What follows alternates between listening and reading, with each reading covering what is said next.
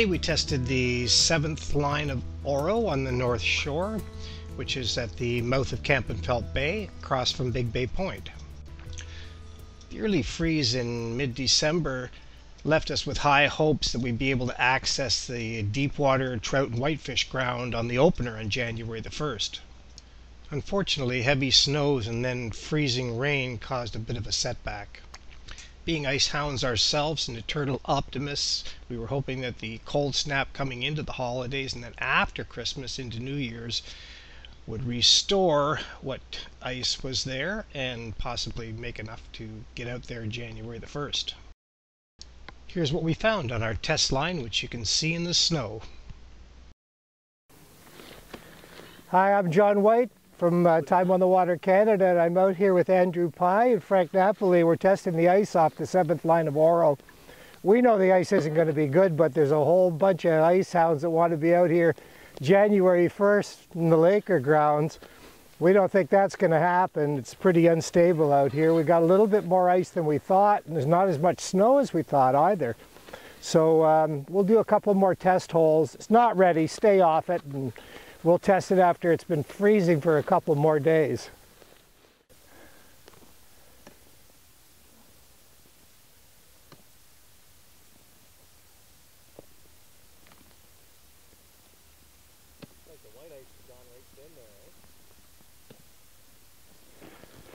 So here's the problem we're having. This ice here, even though we've got best part of 2.5 inches of black ice, maybe a little bit more, we've got a lot of white ice on top of it.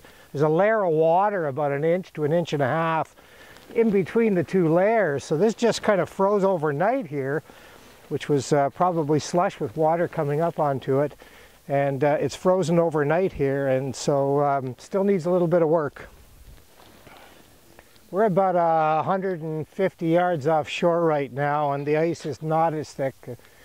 The spud's going through a lot easier. We've got a lot of ice here, considering how long it's had to freeze.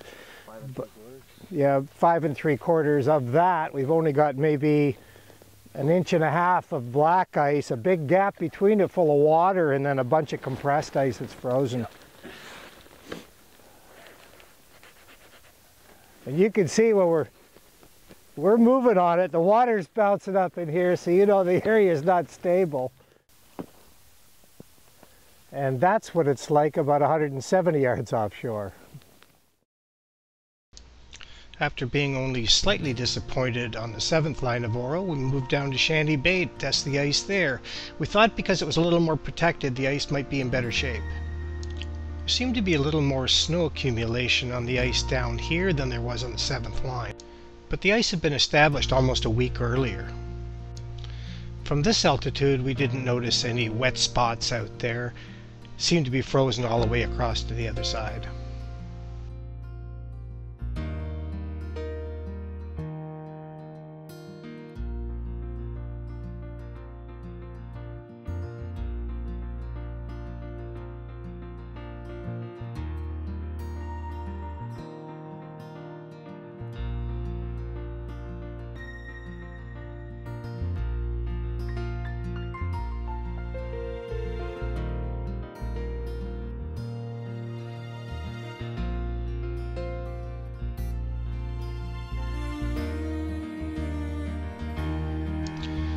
Here's what we found at Shanty Bay.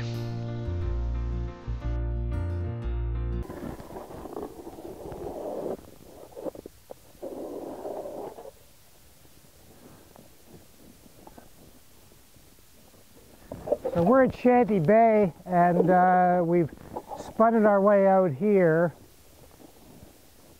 And it looks like the ice here is actually not as good as it was at the 7th line.